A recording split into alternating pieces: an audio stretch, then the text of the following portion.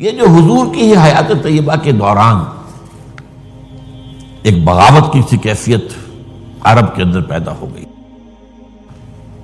اور بڑی زبردست خانہ جنگی ہوئی حضور کے وصال کے فوراً بعد. پھر خلفائے ثلاثہ جو ہیں وہ شہید کیے گئے. اس کا تاریخی پس منظر بھی آپ کو سمجھ میں نہیں آ سکتا یہ کیوں ہے.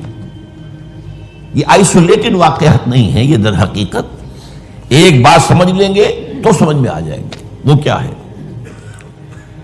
ہر ریولوشن کا خاصہ ہے، یہ لازمی بات ہے کہ جب وہ کامیاب ہو جاتا ہے تو اس کے کچھ عرصے کے بعد کاؤنٹر ریولوشنری موومنٹ شروع ہوتی ہے. ہوتا کیا ہے؟ ایک جماعت انقلاب لانے کے لیے کھڑی ہوئی، اس نے قربانیاں دیں، اس نے سب تقاضے پورے کیے.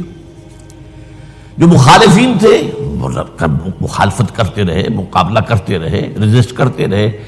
ایک جگہ پر آ کر محسوس کیا کہ اب ہم ریزسٹ نہیں کر سکتے. It's no use continuing resistance, لہذا سر جھکا لو بھائی. میں کہا کرتا ہوں اس کو پنجابی میں جو کہتے ہیں نیوی پاؤ، اس وقت جو ہے سر جھکا لو، لیکن ذرا وقت ملے گا پھر ہم ذرا موقع محل دیکھ کر وار کریں گے. یہ ہر ریولوشن کا خاصہ ہے، ہر ریولوشن کا، کہ آخری سٹیج پر آ کر مخالفین جو انقلاب کے ہوتے ہیں وہ دب جاتے ہیں، چھپ جاتے ہیں، کور لے لیتے ہیں اور پھر موقع دیکھتے ہیں اور موقع پر پھر وہ بغاوت کرتے ہیں، اس ریولوشن کو ختم کرنے کی کوشش کرتے ہیں. یہ چیز جو ہے اگر آپ کو سمجھ میں آ جائے تو در حقیقت وہ واقعات جو ہیں جن کی طرف میں نے اشارہ کیا کہ حضور کی زندگی ہی کے اندر وہ آثار شروع ہو گئے تھے. چنانچہ مدعیان نبوت کھڑے ہو گئے.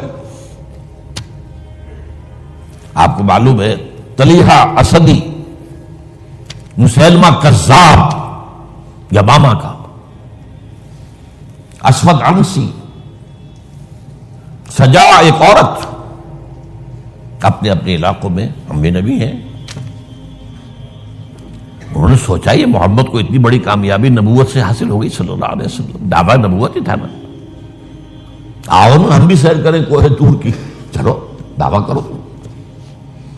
اور ان کے گرد خاصی بڑی بڑی طاقتیں جمع ہو گئی تھی، کافی بڑی بڑی طاقتیں جمع ہو گئی تھی. چنانچہ مسیلمہ کذاب نے تو جو ریزسٹ کیا ہے، کیونکہ بالآخر جو ہے یہ ایک نبی نبوت کا دعویٰ کرنے والا مرد مسیلمہ اور ایک عورت سجا، ان دونوں نے آپس میں شادی بھی کر لی تھی. وہ تو ڈبل نبوت ہو گئی پھر. اور ان کی بہت بڑی طاقت تھی، بہت بڑی طاقت. یہ یمامہ کے علاقے کے لوگ جو ہیں بنو تمیم، یہ بہت تند خو، بہت سرکش، بہت جنگجو، بہت سخت لوگ تھے. ان کو رجسٹ کرنا آسان نہیں ہوا. ایک مرتبہ تو ایک لشکر جو حضرت ابوبکر نے بھیجا اس کو تو شکست ہوئی. اس کے بعد حضرت خالد بن ولید رضی اللہ تعالیٰ عنہ کو بھیجا ہے. تو بہرحال ان کو تو حضور نے خطاب دیا تھا، خالد سیف من سیوف اللہ، یہ تو اللہ کی تلواروں میں سے ایک تلوار ہے. اللہ نے فتح دی، لیکن لگ بھگ 1200 صحابہ شہید ہوئے ہیں اس جنگ میں، جن میں 500 حفاظ بھی تھے. چنانچہ اسی سے اندیشہ پیدا ہوا تھا کہ یہ تو قرآن مجید ضائع ہو جائے گا. ابھی تک ہمارے پاس کتابی شکل میں تو ہے نہیں، در چھپے ہوئے نسخے چھاپا کھانا کا سوال ہی نہیں تھا. اصل حفاظت اس کی سینوں کے ذریعے سے ہو رہی تھی. اگر حفاظ کا یہ معاملہ ہوا تو قرآن مجید ضائع نہ ہو جائے. اس پر حضرت ابوبکر سے کہا گیا کہ آپ اس قرآن کو جمع کروائیں اور اسے ایک کتابی شکل دیں. پہلے ریلکٹنٹ رہے ہوئے حضرت ابوبکر کہ جو کام حضور نے نہیں کیا میں کیوں کروں، لیکن پھر جب دلائل سامنے آئے کہ واقعتاً تقاضا ہے تو آپ نے مانا. پھر جو بھی کاتبان وحی تھے حضور کے زمانے سب کو جمع کیا اور زید بن ثابت رضی اللہ تعالیٰ عنہ کو ان کا جو ہے چیئرمین بنایا. اس کمیٹی نے پھر جس کے پاس قرآن مجید لکھا ہوا کچھ تھا، کسی کے پاس اونٹ کی جو یہ اسکیپولا ہوتا ہے، یہ شانے کی ہڈی بڑی چوڑی ہوتی ہے تختی کی طرح، کسی نے اس پر کچھ لکھا ہوا ہے، کسی نے کوئی چمڑے کے اوپر کچھ لکھا ہوا ہے، کسی نے کسی کپڑے پہ لکھا ہوا ہے، کسی کو کوئی کاغذ مل گیا تو کیا ہی کہنے ہیں. تو پھر وہ جمع کیا گیا اور پھر سب جو ہے جو حفاظ بھی موجود تھے ان کے ذریعے سے پھر یہ کتابی شکل دی گئی. اس وجہ سے تو یہ جو ایک زبردست قسم کی تحریک اٹھی تھی وہ کیوں اٹھی تھی؟ اب اس کا تجزیہ کیجیے. اصل میں نے جو آیات آپ کے سامنے پڑھی کیوں پڑھی اس حوالے سے. پہلی بات تو نوٹ کیجیے، اذا جاء نصر اللہ والفتح ورأیت الناس يدخلون فی دین اللہ افواجا. جب اللہ کی مدد آ گئی اور فتح ہو گئی اور آپ نے دیکھا کہ لوگ اللہ کے دین میں فوج در فوج داخل ہو رہے ہیں. یہ جو فوج در فوج داخل ہونے کا فینومینن ہے، کیا اس میں یہ بات سمجھ میں آتی ہے کہ سب کے سب خالص مخلص مومن تھے؟ وہ تو یہ ہے کہ فتح کے بعد اب انہوں نے سمجھا کہ جب مسلمانوں نے مکہ فتح کر لیا تو اب کون ان کے مقابلے میں آئے گا؟ قریش شکست کھا گئے. It's no use continuing resistance. Let us go and declare our submission. جہاں ہم کہہ دیں ٹھیک ہے تسلیم کرتے. تو یہ دین میں داخل ہونا تھا، یہاں لفظ ایمان نہیں لایا گیا، اس نظام اطاعت میں شامل ہو گئے. اس کو نوٹ کیجئے اس بات. اذا جاء نصر اللہ والفتح ورأیت الناس يدخلون فی دین اللہ افواجا. اللہ کے دین میں داخل ہو گئے، اس نظام اطاعت کے اندر داخل ہو گئے اور انہوں نے کہا سمعنا واطعنا، اب ہم سنیں گے اور مانیں گے. اچھا یہ تو وہ فتح مکہ کے بعد. اس کے 1 سال کے بعد جب سورہ توبہ نازل ہو گئی اور مشرکین عرب کو آخری مہلت دے دی گئی، صرف 4 مہینے کی مہلت ہے، یا ایمان لاؤ یا تمہارا قتل عام ہو جائے گا. اس کا میں پس منظر کئی دفعہ بیان کر چکا ہوں. جو 40 نووی میں حدیث آئی تھی اس کے حوالے سے بھی تفصیل سے بیان کر چکا ہوں. اللہ تعالیٰ اپنے رسول جس قوم کی طرف بھیجتا تھا وہ قوم اگر انکار کرتی تھی تو ہلاک کر دی جاتی. یہ مرحلہ آیا ہے اب قریش کے لیے، یا مانو یا ہلاکت. پہلی قومیں ہلاک کی گئی، غرق کر دیے گئے، یا زلزلہ آ گیا، یا کوئی باد سرسر آ گئی، مختلف طریقوں سے. ایک طریقہ یہ بھی تھا کہ مسلمانوں کے ہاتھوں قتل کر دیے گا. جو میں نے آیت آپ کو سنائی ہے، آیت نمبر 5 ہے سورہ توبہ کی. فَإِذَا انْسَلَخَ الْأَشْهُرُ الْحُرُمُ. اب یہ جو 4 مہینے کی ان کو مہلت دی جا رہی ہے، جب یہ ختم ہو جائے تو اے مسلمانوں فَاقْتُلُوا الْمُشْرِكِينَ حَيْثُ وَجَدْتُمُوهُمْ. اب قتل کرو ان مشرکوں کو جہاں کہیں بھی پاؤ. وَخُذُوهُمْ پکڑو انہیں. وَاحْصُرُوهُمْ ان کا گھیراؤ کرو، محاصرہ کرو. وَاقْعُدُوا لَهُمْ كُلَّ مَرْصَدٍ اور ہر جگہ گھات لگا کر بیٹھو انہیں گرفتار کرنے کے لیے. فَإِن تَابُوا وَأَقَامُوا الصَّلَاةَ وَآتَوُا الزَّكَاةَ فَخَلُّوا سَبِيلَهُمْ.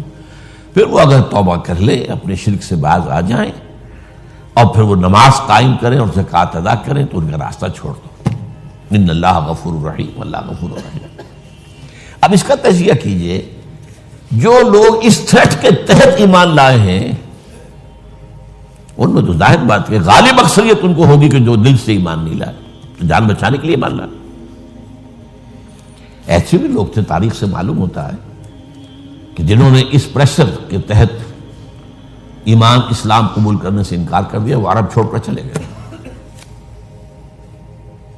کہتے ہیں کہ یہ جو ہمارا ایک کافرستان ایک علاقہ ہے، یہ جو واق خان کی پٹی کے ساتھ ہی ہے، اور اس کے ساتھ ملتا ہوا ایک صوبہ ہے نورستان افغانستان میں. یہ ایک قوم ہے، ان کا کہنا یہ ہے کہ ہم ان لوگوں میں سے ہیں کہ جو ان آیات کے نزول کے بعد جو عرب چھوڑ کر باہر گئے کہ ہم نہیں مانیں گے اسلام. پھر جیسے جیسے ہم بڑھتے گئے پیچھے پیچھے اسلام بھی آ رہا تھا، فتوحات ہو رہی تھی، تو آگے آگے ہم پیچھے پیچھے اسلام، یہاں تک کہ ہم آ کر ہمارے آباء و اجداد ان پہاڑوں میں آ کر انہوں نے پناہ لے لی. یہ چترال کا علاقہ، یہ سارا جو ہے یہاں پر. تو یہ کہتے تھے ہم ان قرشیوں میں سے ہیں. ان کا ایک سردار اور ایک عالم مجھ سے ملا بھی تھا. اس کے بعد یہ ہوا کہ وہ علاقہ تقسیم ہو گیا. احمد شاہ ابدالی نے جب بنایا ہے نیا نقشہ افغانستان کا تو اس میں سے ایک حصہ اس علاقے کا افغانستان میں چلا گیا. وہاں امیر دوست محمد والی کابل نے انہیں کر دیا، ایک وارن کر دیا کہ آپ اتنی مہلت کے اندر ایمان لاؤ یا قتل کر دیے جاؤ گے. یعنی وہ سزا جس سے بھاگے تھے تمہارے آباء و اجداد وہ یہاں آ جائے گی. وہ ایمان لے آئے. وہ علاقہ نورستان کہلاتا ہے، اسلام کے نور سے منور ہو گیا ہوا. اور اس کے ساتھ کا علاقہ پاکستان میں وہ ابھی تک کافرستان ہے. اس کو انہوں نے بلکہ ہماری حکومت نے بھی مینٹین کیا ہوا ہے. وہاں کسی کو تبلیغ کی اجازت نہیں ہے، کچھ نہیں ہے. وہ چاہتے ہیں کہ یہ سیاحت کے لیے سیاحوں کی آمد کو دیکھیں آ کر ان لوگوں کو، تو وہ برقرار رکھا ہو پورا علاقہ. بہرحال یہ کیفیت اب تجزیہ یہ کرنا ہے کہ جو لوگ اس وقت ایمان لائے ان میں اگر اکثریت نہیں تو باہر بہت بڑی تعداد ایسے لوگوں کی تھی کہ جنہوں نے صرف جان بچانے کے لیے وہ جو ہے وہ اپنا ایمان لانا جو ہے اور اسلام میں داخل ہونا قبول کیا، ورنہ حقیقت میں وہ اسلام میں تھا. اس کے بعد حضرت ابوبکر کی خلافت کے دوران اس سے بھی بڑا فتنہ کھڑا ہو گیا. ہم زکوٰۃ نہیں دیں گے، زکوٰۃ جو ہے وہ ہم دیں گے، خود تقسیم کر لیں گے، خود تقسیم کر دیں گے. حضرت ابوبکر رضی اللہ تعالیٰ عنہ نے طے کیا ان کے خلاف جہاد، جنگ. کیونکہ یہ سورہ توبہ کی 5ویں آیت کے اندر بھی یہ ہے، 2 شرطیں ہیں. اگر وہ توبہ کریں اور نماز قائم کریں اور زکوٰۃ دیں. اسی کے حوالے سے جب کہا گیا تھا حضرت ابوبکر سے کہ آپ ان کے خلاف قتال نہ کیجیے، یہ مرتد تو نہیں ہوئے، اسلام سے منکر نہیں ہوئے، کوئی نئی نبوت کو دعوت نہیں کیا، اور زکوٰۃ کے بھی منکر نہیں ہے اس معنی میں کہ زکوٰۃ نہیں دیں گے. کہتے کہ ہم خود جو ہے اس زکوٰۃ کا بندوبست کریں گے. یہ عظیمت تھی حضرت ابوبکر کی رضی اللہ تعالی عنہ. آپ نے کہا کہ اگر یہ حضور کے زمانے میں اونٹ دیتے تھے زکوٰۃ میں اور ساتھ ہی اس کو باندھنے والی رسی بھی دیتے تھے، اب اگر یہ کہیں گے کہ اونٹ لے جاؤ رسی نہیں دیتے تو بھی میں جنگ کروں گا. ایسے پیارے الفاظ ہیں. ایبدل الدین وانا حی، کیا دین میں تبدیلی کر دی جائے گی، دین میں ترمیم کر دی جائے گی جبکہ ابھی میں زندہ ہوں؟ میرے ہوتے ہوئے یہ نہیں ہو سکتا. حالانکہ حضرت عمر فاروق جیسی شخصیت بھی مشورہ دے رہی تھی. دیکھیے 2 محاذ پہلے کھلے ہوئے ہیں. جیش اسامہ کو حضور نے تیار کیا تھا، آپ نے بھیج دیا، ٹھیک کیا. پھر جو نبوت کے دعوے دار تو کھلے مرتد ہو گئے، ان کے خلاف جہاد تو بالکل ضروری تھا. اب تیسرا یہ محاذ نہ کھولے. ابھی مسلمانوں کے دل ویسے زخمی ہیں، حضور کے انتقال کے بعد مورال جو ہے مسلمانوں کا گرا ہوا ہے. لیکن یہ عظیمت تھی حضرت ابوبکر. اب اس کو یوں سمجھیے ذرا تاریخی اعتبار سے تجزیہ کیجیے. اسلام کی فتح کا مطلب مذہبی اعتبار سے کس کی شکست تھی اور سلطنت کے اعتبار سے کس کی شکست تھی، اسی سے پتہ چلے گا کہ کاؤنٹر ریولیوشنری موومنٹس وہیں سے آئیں گی. اسلام کے غلبے کا مطلب تھا شرک کا خاتمہ. لہذا جو مشرک تھے عرب کے سابق جو اسلام لے آئے تھے، قالت الاعراب آمنا قل لم تؤمنوا ولکن قولوا اسلمنا، پورا تقریباً بدو عرب مرتد ہو گئے. بدو عرب، یہ مکہ مدینہ یہ شہر یہ بچے ہیں، ورنہ اکثر و بیشتر یہ اعراب. اسی لیے اس آیت میں الفاظ کہ قالت الاعراب آمنا قل لم تؤمنوا ولکن قولوا اسلمنا ولما يدخل الايمان في قلوبكم. انہی میں سے یہ مدعیان نبوت اٹھے، انہوں نے ہی زکوٰۃ کا انکار کیا. تو پہلا کاؤنٹر ریولیوشن حضور کے ریولیوشن کے خلاف جزیرہ نما عرب سے اندر سے برآمد ہوا ہے، مدعیان نبوت کی شکل میں اور منکرین زکوٰۃ کی شکل میں. بہرحال حضرت ابوبکر صدیق رضی اللہ تعالی عنہ کی جو اقبال نے اشعار کہے ہیں حضرت ابوبکر کی شان میں، اگرچہ ویسے تعداد دیکھی جائے تو حضرت علی، حضرت حسین کے، حضرت فاطمہ رضی اللہ تعالیٰ عنہ کی شان میں جو اشعار ہیں وہ بہت زیادہ ہیں تعداد میں، لیکن حضرت ابوبکر کی شان میں بھی چند اشعار جو ہیں لیکن وہ بہت ٹاپ کے. امن الناس بر مولائے ماں کلیم اول سینائے ماں، ہمت او کشت امت راچو ابر، ثانی اسلام و غار و بدر و قبر. یہ 2 اشعار بڑی بڑی یوں سمجھ لیجیے کہ غزلوں پر اور مسئلے اٹھائے. امن الناس، حضور نے فرمایا تھا مجھ پر جس نے کوئی احسان کیا ہے میں نے بدلہ چکا دیا سوائے ابو بکر کے. اس کے احسانات کا بدلہ صرف اللہ دے گا. امن الناس بالموت، میرے مولا محمد صلی اللہ علیہ وسلم پر سب سے زیادہ احسان کرنے والا کون؟ ابو بکر.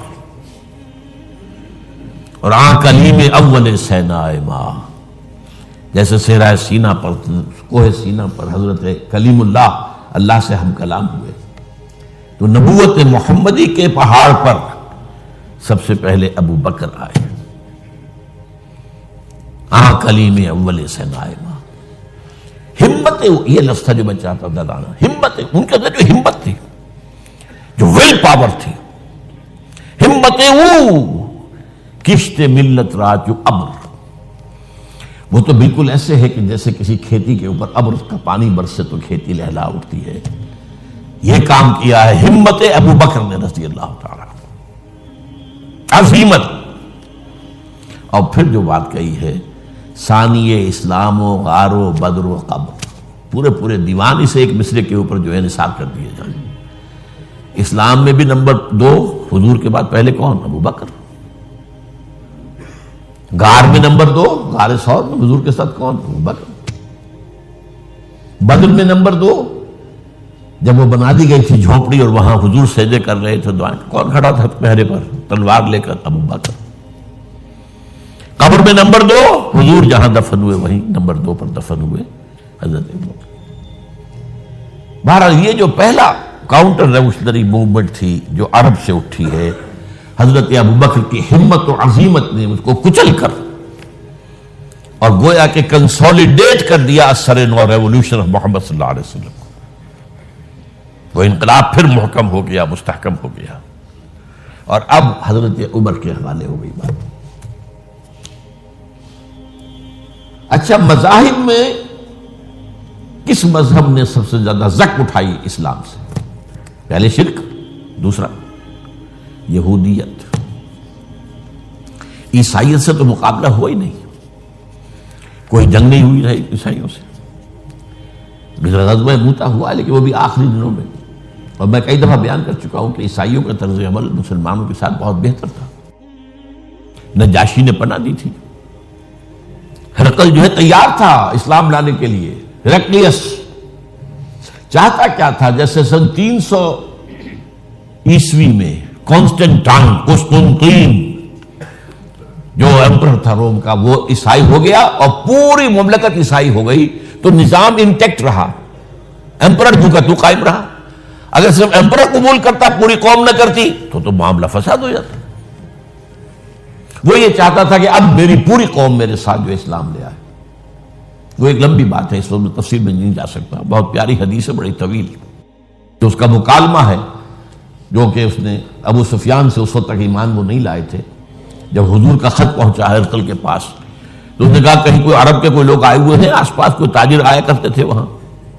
معلوم وہاں ایک قبیلہ آیا ہوا تو ان میں وہ ابو سفیان قبیلہ لے کر گئے ہوئے تھے، ان کو بلایا گیا. بہرحال وہ ایک لمبی بات ہے، حدیث ہے موجود بخاری کے. یہودیت کی کمر ٹوٹی.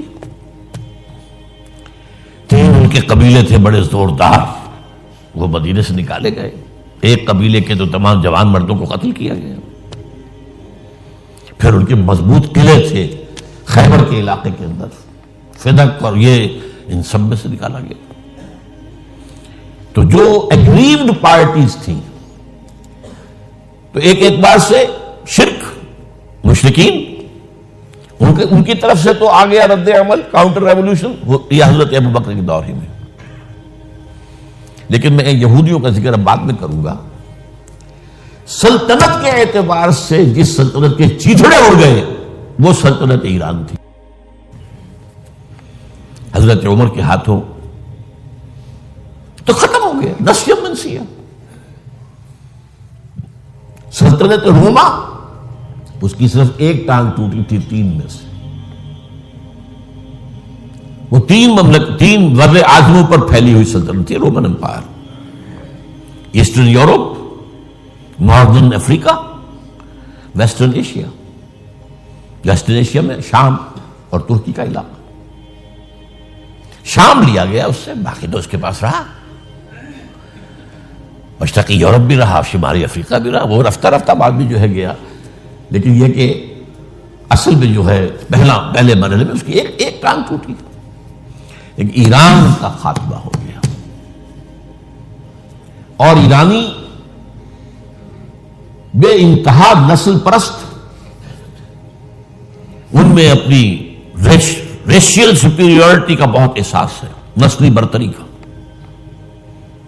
اپنی تاریخ پر بہت ناز ہے، شہنشاہیت کی تاریخ جو کہ خسرو سے شروع ہوتی ہے، سائرس سے، پھر ڈیریس جیسا عظیم فاتح، بڑی عظیم تاریخ ہے ایران کی، اس کو یوں نہ سمجھیں، یہ معمولی شے نہیں ہے ایران، بہت عظیم تاریخ ہے۔ اور کئی سو برس تک تو سارا معاملہ جو ہے، جسے آپ وہ سی-100 کہتے ہیں، تو یہ دو سپر پاورز نہیں ہیں، ایران اور روم، ایران اور روم، ایران اور روم، کبھی ایران غالب آ گیا روم بیٹھ گیا، کبھی روم غالب آ گیا ایران بیٹھ گیا۔ قرآن مجید میں ایک پوری سورت جو ہے سورہ روم کے نام سے ہے کہ نہیں؟ الف لام میم غلبت الروم فی ادنی الارض وهم من بعد غلبهم سیغلبون فی بضع سنین۔ بہرحال ایران کا جو پرخچے اڑے ہیں، بادشاہت ختم ہوئی ہے، اس کا وار آیا ہے حضرت عمر پر۔ یہ چونکہ ہوا حضرت عمر کے ہاتھوں، لہذا ایرانیوں کے نزدیک مبغوض ترین شخص حضرت عمر ہے، اور حضرت عمر سے نفرت ان کی جبلت کے اندر ہے، ان کے جینز میں ہے۔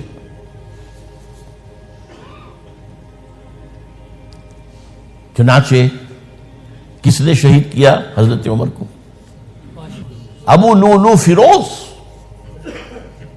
ایک ایرانی غلام تھا حضرت مغیرہ کا رضی اللہ تعالی عنہ۔ اس نے آ کر حضرت عمر سے شکایت کی کہ حضرت مغیرہ جو ہیں ان سے مکاتبت میں کر رہا ہوں، وہ مجھ سے بہت زیادہ پیسے مانگ رہے ہیں۔ مکاتبت یہ تھی کہ غلام طے کر لیتا تھا کہ میں کمائی کر کے تمہیں اتنے پیسے دے دوں گا تو مجھے تم آزاد کر دینا، مکاتبت کہلاتا تھا کہ وہ اتنے پیسے مانگتے ہیں، بہت زیادہ زیادتی کر رہے ہیں۔ حضرت عمر نے پوچھا کہ تم کیا کیا کام جانتے ہو؟ اس نے گنوایا، میں یہ بھی جانتا ہوں، یہ بھی جانتا ہوں، یہ بھی جانتا ہوں، میں ترخان بھی ہوں، میں فلاں بھی ہوں، میں چکیے بھی بناتا ہوں، میں یہ بھی کرتا ہوں۔ تو فرمایا کہ پھر تم پر یہ زیادہ نہیں ہے، جو مغیرہ تمہارے اوپر جس قدر رقم ڈال رہے ہیں زیادہ نہیں ہے، اور دیکھنا مجھے ایک چکی بنانی جانتے ہو تو ایک چکی مجھے بھی بنا کے دینا۔ کہا آپ کو تو میں وہ چکی بنا کے دوں گا جو ساری دنیا یاد کرے گی، دھمکی دے گئے۔ اور حضرت عمر نے پہچان لیا تھا کہ دھمکی دی اس نے۔ دوسری طرف اس کی پشت پر کون تھا؟ ہرمزان، یہ ایک بار جرنیل تھا ایرانی، شکست ہوئی، گرفتار ہو کر آیا، کیونکہ بہت بڑا وار کرمنل تھا۔ اس کو فیصلہ کیا گیا اس کی گردن اڑا دی جائے۔ اب اس کی چال دیکھیے، ایرانی ذہن کہ مجھے ذرا پانی پینے کے لیے دے دیں اس سے پہلے کہ میری گردن اڑائی جائے۔ حضرت عمر نے فرمایا ہاں پانی دے دو۔ اب پانی کا کٹورا ہاتھ میں کہتا ہے دیکھیے مجھے ضمانت دیجیے جب تک میں یہ پانی نہ پی لوں مجھے قتل نہیں کریں گے۔ کہ ہاں ٹھیک ہے، جب تک تم یہ پانی نہیں پی لو گے تو میں قتل نہیں کیا۔ وہ کٹورا پھینک دیا پانی کا، کرو کا قتل مجھے کیسے کرتے ہو؟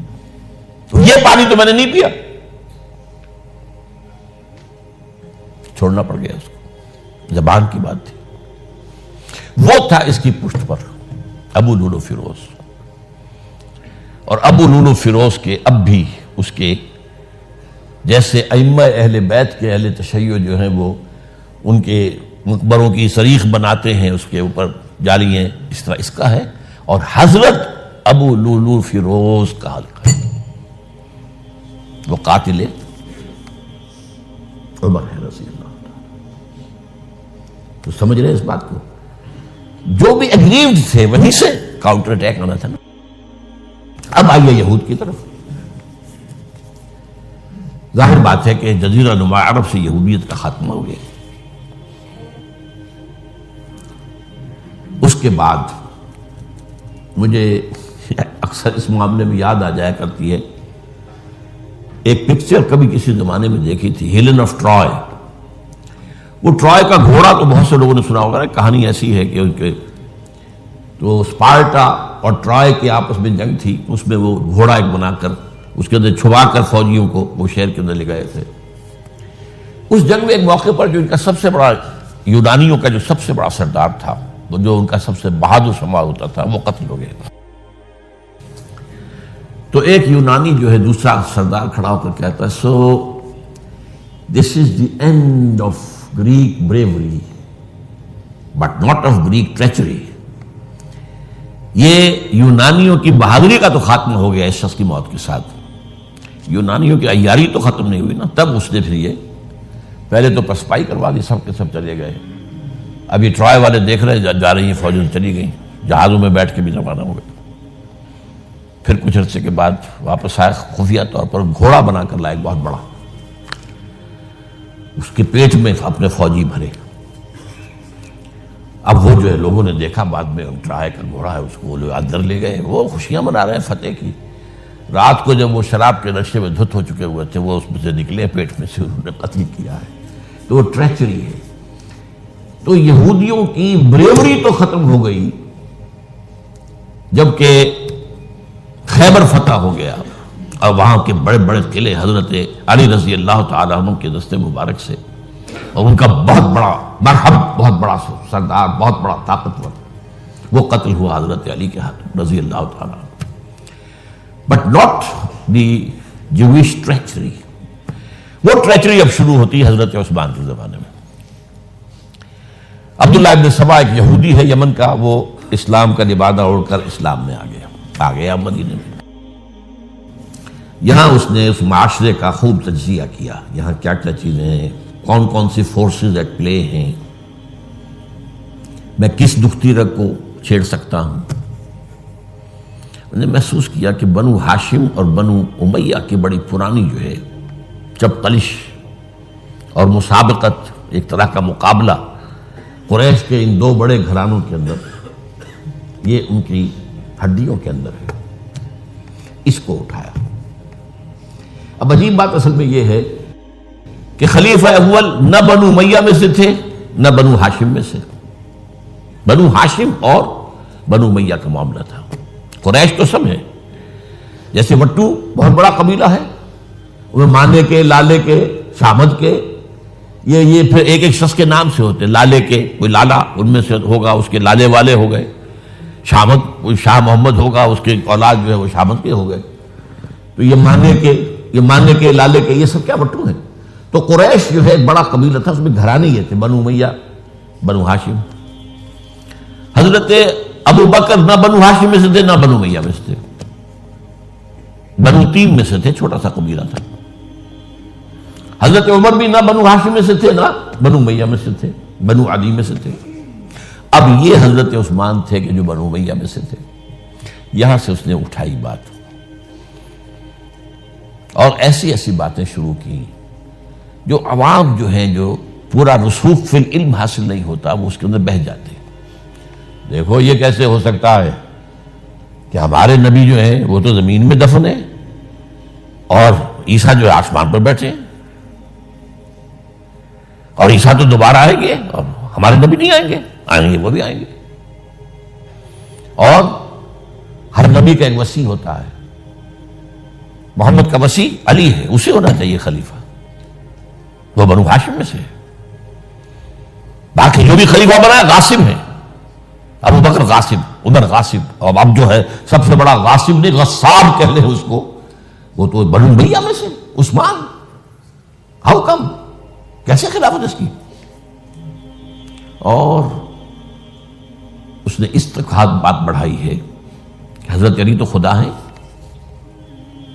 اوتار ہیں خدا کا۔ یہ ساری چیز آج بھی یا علی مدد کا نعرہ جو لگ رہا ہے، یہ وہی سبائیت کے اثرات ہیں۔ یا اللہ مدد کا نعرہ نہیں لگاتے، یا محمد مدد کا نعرہ کوئی نہیں لگاتا، یا علی مدد۔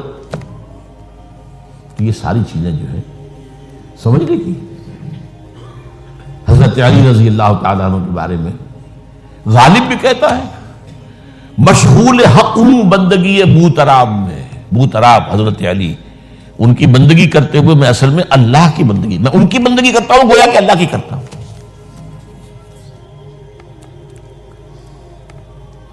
ہر چند علی کی ذات نہیں ہے خدا کی ذات، لیکن نہیں ہے ذات خدا سے جدا علی۔ یہ ساری باتیں اس نے پھیلائی اور فتنہ برپا کر، اور اس کی ایک خاص ٹیکنیک اس نے ایجاد کی۔ سب سے پہلے اس نے جا کر کوفے میں اپنا میدان جمایا۔ حضرت عثمان کے بارے میں تو اپنا بہت ہی، وہ تو اپنے رشتہ داروں کو پالتا ہے، ان کو عہدے سارے اپنے رشتہ داروں کو دے دیے ہیں، اور انہیں دولت انہیں دیتا ہے، یہ کرتا، معاذ اللہ معاذ اللہ۔ وہاں پہ ذرا کسی نے جو وہاں کے گورنر تھے ذرا بات پرس کی، تو وہاں اپنے ہم خیال چھوڑ کر شام چلا گیا، وہاں جا کے وہی بات، وہاں ایک گروپ بنا لیا، پھر مصر چلا گیا، وہاں جا کر وہی بات۔ اب ظاہر بات ہے اس زمانے میں نہ کوئی ٹیلی کمیونیکیشن، نہ کوئی ٹیلی فون، نہ کوئی تار، کوئی اطلاعات کا وہاں پہنچنا وغیرہ، اس میں یہ ہے کہ وہ فتنہ تو جنگل کی آگ کی طرح بڑھ گیا، اس کا معالجہ کرنے والا جو ہے، اس میں حضرت معاویہ نے کہا بھی رضی اللہ تعالیٰ عنہ، آپ ہمیں اجازت دیں، ہم آ کر کچل دیں ان کو۔ گورنر تھے شام کے، انہوں نے کہا میں فوجیں لے کر آتا ہوں، ان کو کچل دیتا ہوں۔ حضرت عثمان فرماتے نہیں، جب تک یہ کوئی ایسا جرم کر نہ دیں کہ جس پر وہ گویا کہ زد میں آ جائیں، قانون کی زد میں۔ اگر یہ مجھے قتل کرنا چاہتے ہیں قتل کر دیں، پھر اس سے قصاص لے لینا، لیکن جب تک یہ قتل کرتے نہیں تو میں کس جرم میں انہیں ماروں؟ عمرو بن العاص کی طرف سے آتا رہا، لیکن نہیں۔ بہرحال یہ فتنہ اتنا بڑھا اتنا بڑھا اتنا بڑھا، مدینے میں حضرت علی کہتے رہے آپ ہمیں اجازت دیں، ہم ان کو ختم کریں۔ نہیں، یہ ایک علیحدہ بات ہے، میری کتاب جو ہے شہید مظلوم کا مطالعہ کیجیے، آپ اس کی تفصیل میں جانے کا یہ موقع نہیں ہے۔ یہ کتنی بڑی عظیمت ہے، لوگ سمجھتے ہیں کہ یہ تو بڑی کمزوری دکھائی حضرت عثمان، میں کہتا ہوں اس سے بڑی عظیمت کوئی نہیں ہو سکتی۔ انہوں نے کہا میں کسی کلمہ گو کی جان لینے کو تیار نہیں ہوں جب تک کہ اس کے اوپر کوئی جرم ثابت نہ ہو جائے۔ کلمہ گو ہے، آپ اندازہ کیجئے، اس پر اڑے رہنا، ڈٹ جانا۔ یہ تو وہی بات ہے جو حابیل نے کہی تھی اپنے بھائی سے قابیل سے کہ بھائی جان اگر آپ مجھے قتل کرنے کے لیے ہاتھ بڑھائیں گے تو میں تو اپنا ہاتھ نہیں اٹھاؤں گا آپ کو قتل کرنے کے لیے۔ میں تو چاہتا ہوں کہ آپ اپنے گناہوں کے ساتھ میرے گناہ بھی لے جائیں، مجھے قتل کر دیں گے تو میرے گناہ جو حساب ہے آپ کے خاتم ہو جائیں گے۔ حضرت عثمان 1000 مربع میل کا رقبہ ہے جس کے اوپر کہ ان کی حکومت چل رہی ہے، اور فوجیں ہیں مصر سے اور دمشق سے بار بار اجازت مانگ رہی ہیں۔ یہاں حضرت طلحہ، حضرت زبیر، حضرت علی اجازت مانگ رہے ہیں، نہیں، جب تک یہ کوئی جرم کر نہ لیں اس وقت تک نہیں۔ جب یہ جرم کر لیں گے پھر تم لینا، اس سے قصاص سزا دے دینا۔ چنانچہ آخری وقت تک بھی یہ ہوا ہے کہ حضرت علی کے دونوں صاحبزادے حضرت حسن، حضرت حسین، حضرت عثمان کے دروازے پر کھڑے پہرا دے رہے تھے، عبداللہ ابن زبیر پہرا دے رہے تھے، لیکن وہ جو بلوائی تھے وہ پچھواڑے سے کہیں دیوار پھلانگ کے گئے، انہوں نے حضرت عثمان کو شہید کیا رضی اللہ تعالیٰ۔ یہ ہے اصل میں یہودیت کا بیک لیش، یہودیت کا انتقام، اور جو سازشی ذہن اللہ نے ان کو دے رکھا ہے اس میں کوئی شک نہیں۔ ذہین انتہائی تباہ قوم ہے، لیکن ان کا جسے ہم کہتے ہیں ایول جینیس، تو ان کی ذہانت کا جو ہے میدان سازش، اور اس میں اتنے ماہر ہیں کہ وہ زخم لگایا ہے اسلام کو، جسد ملی کو، ابھی تک اس سے خون نکل رہا ہے۔ یہ سنیت اور شیعت کی تقسیم کہاں سے شروع ہوئی؟ وہی سبائیت، وہی سے تو ہے نا۔ حالانکہ جب حضرت علی کی بیعت ہو گئی ہے تو حضرت علی نے پھر عبداللہ ابن سوا کے کہا توبہ کرو، تم کہتے ہو کہ میں خدا ہوں، توبہ کرو ورنہ میں تمہیں زندہ جلا دوں گا۔ نہیں، تم ہماری جتنی چاہے آگ مالو، ہم کہتے تم اللہ ہو۔ اسے 40 آدمیوں سمیت حضرت علی نے زندہ جلوایا، اور یہ بات اہل تشیع کی کتابوں میں لکھی ہوئی ہے۔ بدقسمتی سے آج کل اگر کوئی بات کی جاتی ہے عبداللہ ابن سبا کے خلاف تو وہ سمجھتے کہ یہ شیعت کے خلاف بات ہو رہی ہے. حضرت علی نے تو خود ان کی اپنی کتابوں کے مطابق عبداللہ ابن سبا اور اس کے 40 ساتھیوں کو زندہ جلایا. تو خدا ہے تو ہمیں آزما رہا ہے. وَلَنَبْلُوَنَّكُمْ بِشَيْءٍ مِّنَ الْخَوْفِ وَالْجُوعِ وَنَقْصٍ مِّنَ الْأَمْوَالِ وَالْأَنفُسِ وَالثَّمَرَاتِ. بس اسی طرح ہماری آزمائش کر رہا ہے. بہرحال یہ ہے پس منظر حضرت عثمان کی شہادت کا رضی اللہ تعالیٰ. اقول قولی ھذا واستغفر اللہ لی ولکم ولسائر المسلمین والمسلمات. حضرت عثمان کی شہادت کا رضی اللہ تعالیٰ. اقول قولی ھذا واستغفر اللہ لی ولکم ولسائر المسلمین والمسلمات. ان کی چوکھٹے ہوتوں کا سا بھی پڑا سجے ہے. ان کی چوکھٹے ہوتوں کا سا بھی پڑا سجے ہے. ان کی چوکھٹے ہوتوں کا سا بھی پڑا سجتا ہے. در بڑا ہو